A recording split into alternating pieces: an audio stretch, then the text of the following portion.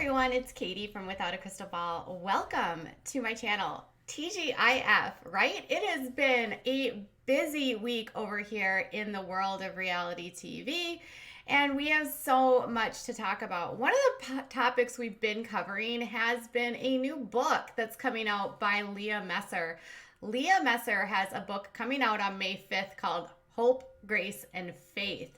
The book is going to go deep into her life as a single mom, raising her three daughters, and she's not holding anything back. This is a memoir. Imagine being in your late 20s writing a memoir about your life. Now, Leah has been on TV for a decade. Can you believe that? We met her when she was 16 years old and getting ready to have her twins, Leah and Grace. Okay, so here's the deal, you guys. This book we talked a little bit about some of the things that were in this book in a previous stream. We talked about how she and Jeremy went through the loss of a baby and how she crafted this lie about what actually happened. And if you want to see that video, go up here and you can watch it. But this video, we're going to talk about how she ended up kind of spiraling into her addiction. And one of the things that she actually talks about is when she was filming, she actually didn't really remember what was going on. She didn't even know she was nodding off. She talked about how things got to a point where she didn't even realize what she was doing, how she even got there. And Us Weekly actually obtained an excerpt from the book, which I'll give to you right now. So in the very first part of the book, she talks about how when she realized things were at a point where she might need help. She said, I start to realize something is really wrong with me when one of my executive producers tells me that I couldn't keep my eyes open on camera. The crazy thing is I didn't even know I was that out of it when they were filming. I've been taking a lot of medications, but I'm not an addict. After they botched my spinal tap when I was giving birth to my youngest daughter, the hospital discharged me with a refill of prescriptions. Hydros, Oxys, Tylenol 3s, but that didn't even knock me out. It was the diazepam. My doctor prescribed it to calm my free-falling anxiety I had experienced every time I try to wrap my mind around a stack of medical bills piling up on my kitchen counter. With all the doctor's appointments I've been juggling for Allie, my oldest, I never had time to schedule a follow-up appointment to figure out why I'm still in such pain. So my dad has been hooking me up with the same meds. Okay, first, that's a lot to unpack in just that one paragraph. First of all, the paragraph isn't written very well. So if you're expecting a well-written book that's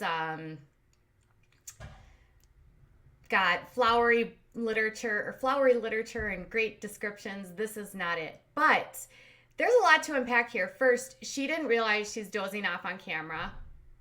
Okay, that's a problem. Then she's talking about how she has this botched procedure with her daughter, her youngest daughter, when she gives birth. Apparently, they had to do numerous taps in order for her to get her epidural, and that caused a leakage in her spinal column, which was causing what's called spinal headaches. Now, this is a side effect that can happen when you have an epidural with your pregnancies or with your deliveries. So that part of it's not uncommon. The fact that the pain persisted for such a long time, that's really unfortunate. And so she goes home with a bunch of scripts, but then she stops going to the doctor and instead she gets them from her dad. What? Wait, what? Her dad is hooking her up. Remember, like, back in the day when she was she and Jeremy got into this argument about money, and Jeremy was saying that, like, she was giving her dad so much money, and she kept calling the money loans?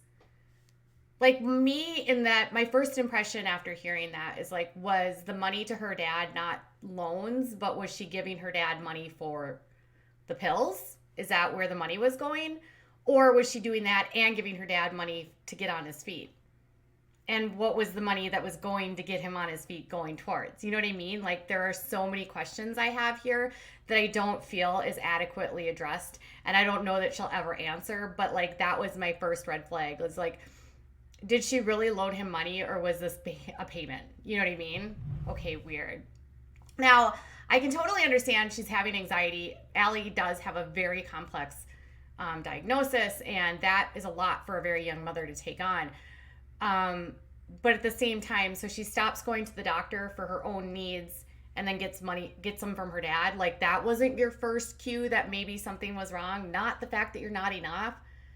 My first cue would be like, oh, I've run out of pills. I'm going to go to dad. Now, I'm not trying to mock her. I'm just saying, like, it's this sort of mindset to me is wild. But she continues and says, I keep taking the pills so I can get up, get the twins ready for school, look after my youngest, and face the daily reality of my oldest daughter's diagnosis with this rare form of MD without completely falling apart. At first, the meds helped dull the pain in my body and my mind, but at some point they stopped helping. And then she writes, now I'm starting to think that they might be part of the problem. I just want to feel normal, but I'm either in so much physical pain that I can barely stand, or I'm so foggy from the pills that I look like a junkie. I'm taking half the dose, then a quarter, and my doctor keeps telling me that my body will eventually regulate. I'll adjust to the medication and not feel so groggy. The puncture that's leaking spinal fluid into my body will eventually heal, and the headaches will go away eventually. Deep down, though, I wonder if I'm so broken there's no medication in the world that can fix me, and I don't know how I got into this place.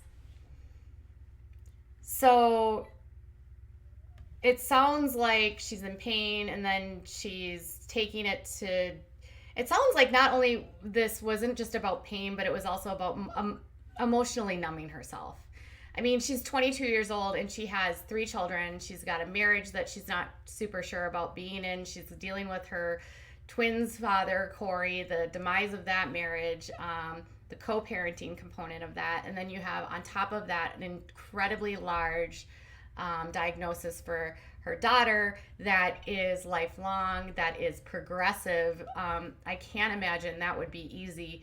And then what kind of support does she actually have? It sounds like, at this time she's with Jeremy. Jeremy's on the road. He's constantly on the go.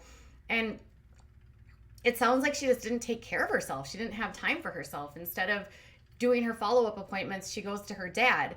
Instead of dealing with the anxiety, she takes, and maybe talking with someone for resources. Because listen, I have a child with a complex diagnosis as well, and it's serious. And I think in those early days, if you don't have a good support system, it's very easy to rely on substances. And that's why having a therapist can be critical in helping you understand what you can do moving forward to manage the anxiety.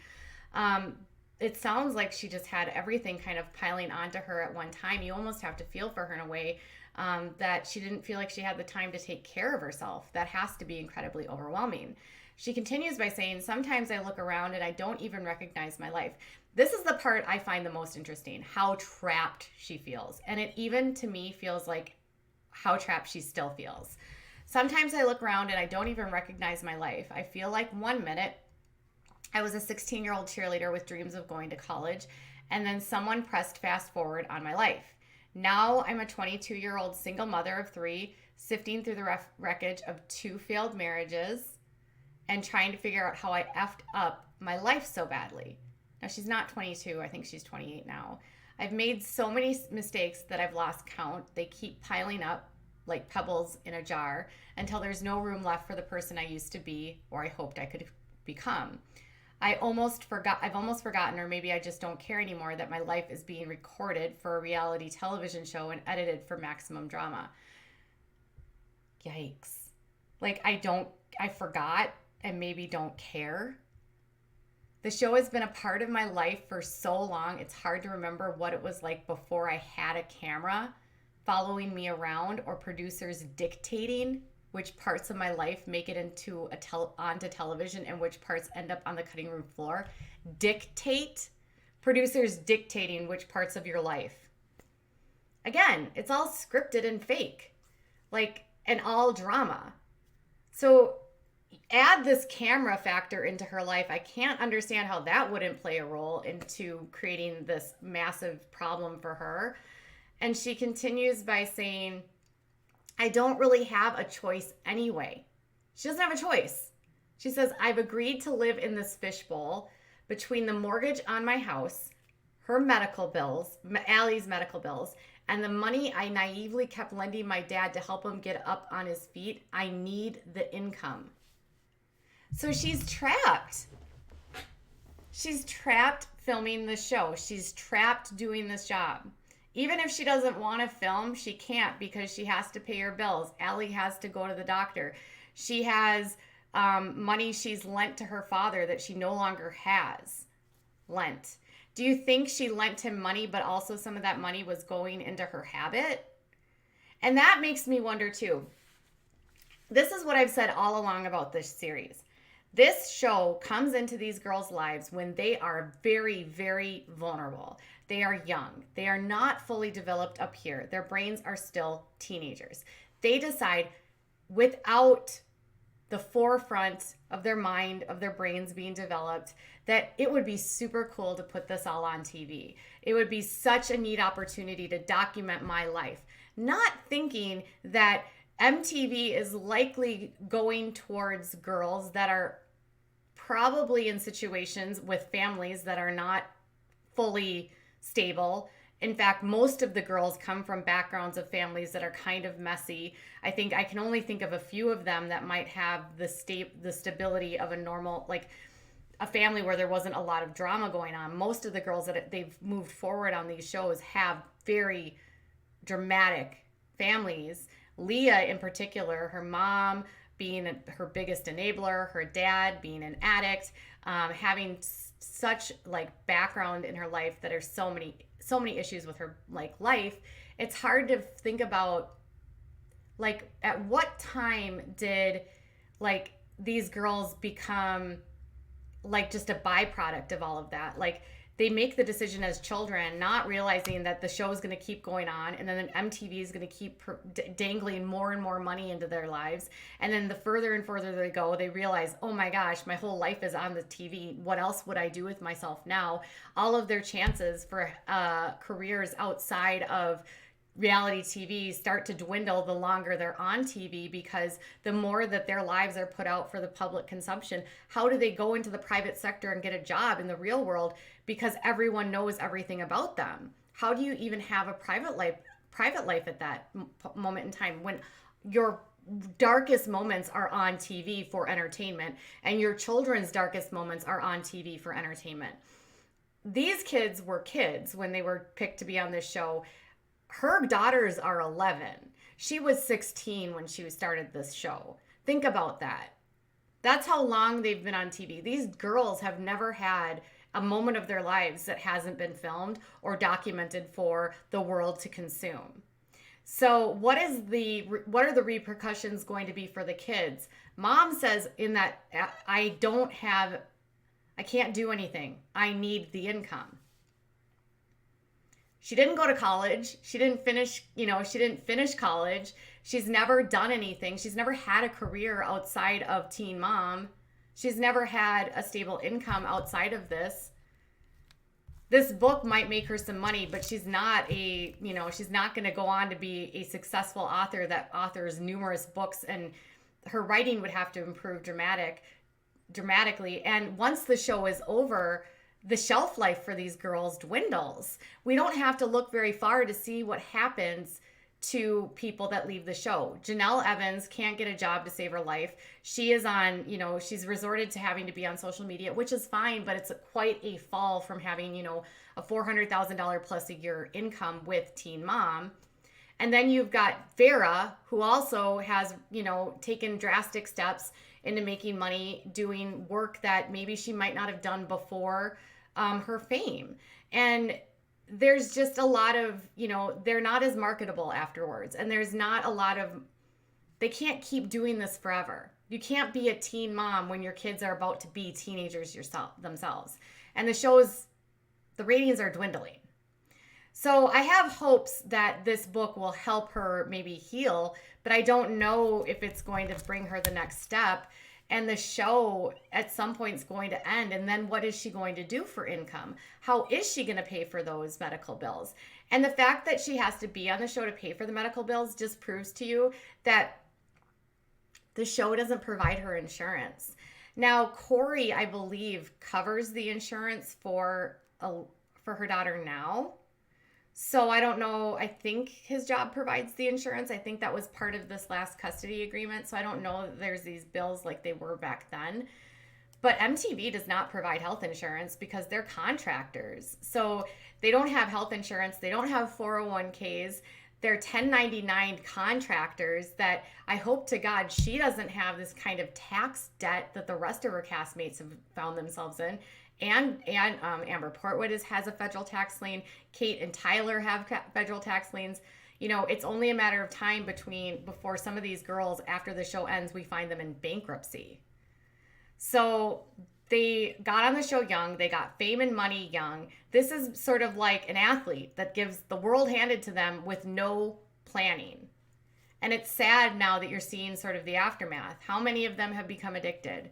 You've got Janelle, you've got Amber, you have Leah, Ryan. Some people say Macy drinks too much. You have Farrah, who's even admitted to having issues with alcohol and drugs. I don't know. Kale? I don't even know about Kale. So, with so many of them falling into that lifestyle, like, was the show worth it, you guys? Was it worth it? Was the money worth it for where you're at right now? Was it worth it to put this all out there, knowing that all of your drama and entertainment were the worst parts of your life? Was it worth it? What are your kids going to say? I think at some point what's going to happen is these kids are going to become broken too. And we're going to start to see behaviors from the kids that are, reminiscent of their parents. Are they going to start having downward spirals too? Are we going to see, it's just sad. The days of the reality television show family are dwindling because of the era of social media. And I think the fact that the show is filmed months and months before, and then we already know what happens because social media has already told us, and these girls don't ever hide anything. The show isn't going to stay on forever. And then what? What's your plan? What's your plan, Leah? I want to know, because the cult you're in isn't going to get you there. And this book, it's going to be, you'll sell it, people will buy it, but what then? What comes next? I feel bad. So tell me what your thoughts are. Do you think she's trapped? Do you think her dad was her dealer? Do you think she actually sent her dad lent her dad money, or was she paying her dad for pills? I want to know from you. All right, you guys, I'll be back later with more. Bye.